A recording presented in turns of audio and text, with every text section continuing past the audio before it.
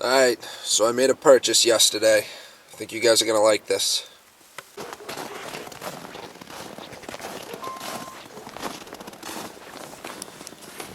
Look at what we got here. Train horns are finally on Project 85. It's the United Pacific Diablos. It's a 3-trumpet setup. And started installing it yesterday, and it got dark, so I had to postpone it till this morning. Drilled it into this bracket here. It holds the muffler on. Bottom support bracket. 3 bolts. There, and there. Then I ran. For now, I'm using the solenoid.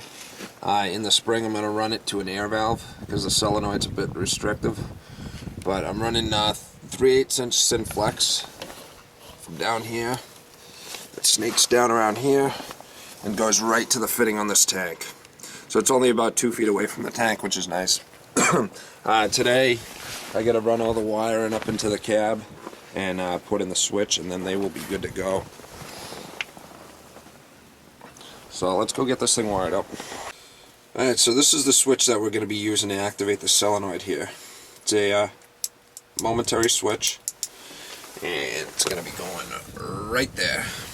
I was going to put it down here, but I was worried about my leg hitting it and setting it off at the wrong time or whatever, breaking the switch off, because unfortunately this is plastic.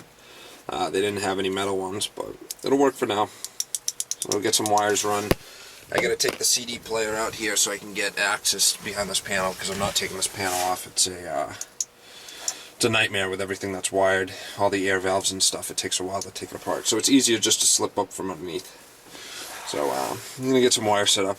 We'll get started. Alright, so I was able to snake all the wires up through here. Put the switch in. Right there, it's good for now. And let's see.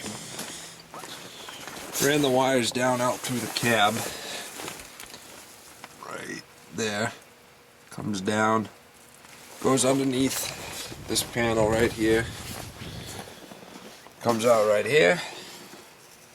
Snaked it down, zip tied it, and we're ready to splice this wire into the solenoid and go from there. One step closer to the end here.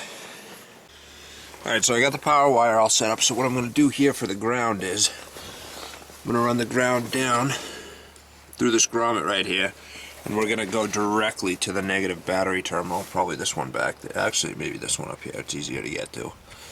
Usually I don't like putting wires directly to the batteries, but ground is okay in this case. So I gotta go get a loop connector down at the auto parts place. So I don't have any left.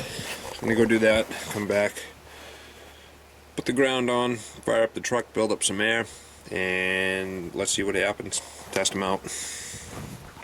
Alright, so all the wiring is complete. You can hear the solenoid activate. That's good.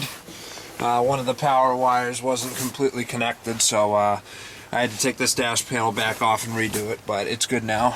Next step here is let's start up the truck, let's build up some air, and let's see how these things rip.